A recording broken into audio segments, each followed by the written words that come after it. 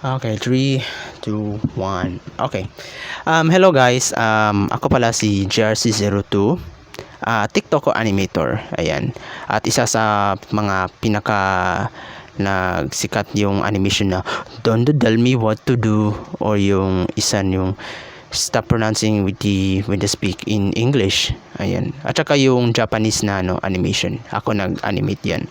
Shoutout kay Kuya Brad IRL. So, may news ako about sa main account ko, which is JRC02, di ba? And bad news is na-hack yung account ko. And yun nga, yung pansin mo yung bio is nag-change into Burak Daiti. And I don't know who is Burak Daiti is. So, yun nga, nag-email yung na-notify yung TikTok ko na nagsabi na yun sa screen is wala na akong access. Nagtry ako ng other words kasi Turkish yung nag-hack sa akin, and then Google Translate ko nagsabi na wala na akong access yung email at saka yung phone number na konektado sa JRC02 account mismo. And then yun nga, so wala na akong access na makapag-login, at the same time hindi na ako makapag-change password. And yun nga, shoutout to my friend Kuya Potato at saka si Kuya Joms. Sila yung nag-help sa akin kung paano mag-report. So ayun nga, nag-report ako ng email na na-hack yung account ko. Tapos si TikTok is yun nga, paki-share yung screen. So yung is this one is yun nga, i-share mo yung yung screenshots at saka everything na proof na ikaw talaga yung nagmamay-ari ng account.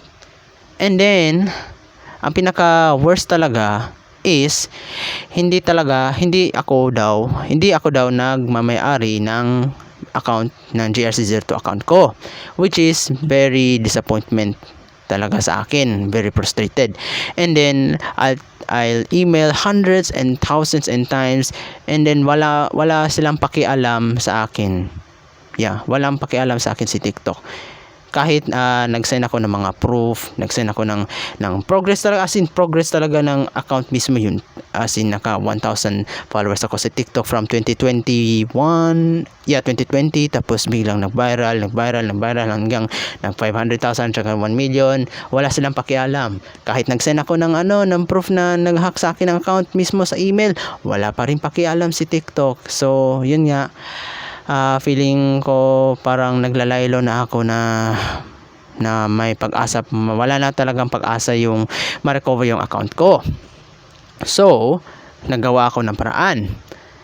So nagawa ako ng panibagong channel or TikTok channel, which is dito, yan, JRC02_official.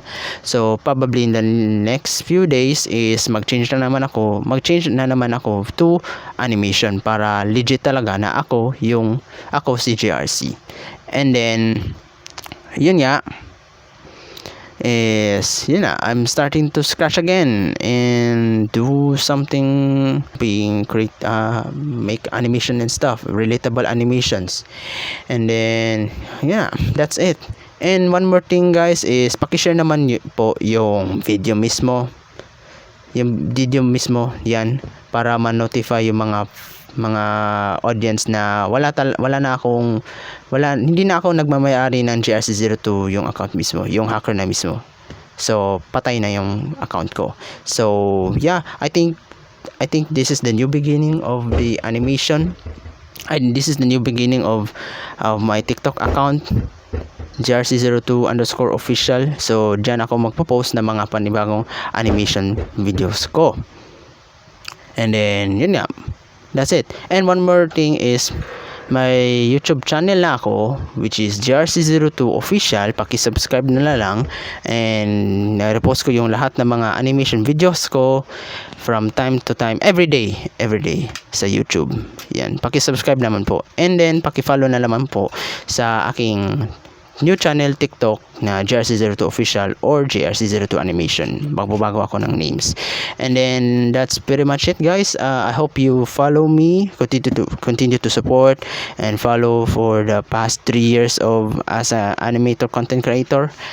And then I'm gonna keep going. Yan, this is a new beginning. Back to the scratch and do and post another videos, animation stuff. So if you want to help me, ayan, just to recover, just DM me on Instagram or yun nga para ma-recover. Honestly, na miss ko yung account ko. And yeah, that's pretty much it, guys. Thank you so much for watching, and yeah, bye bye.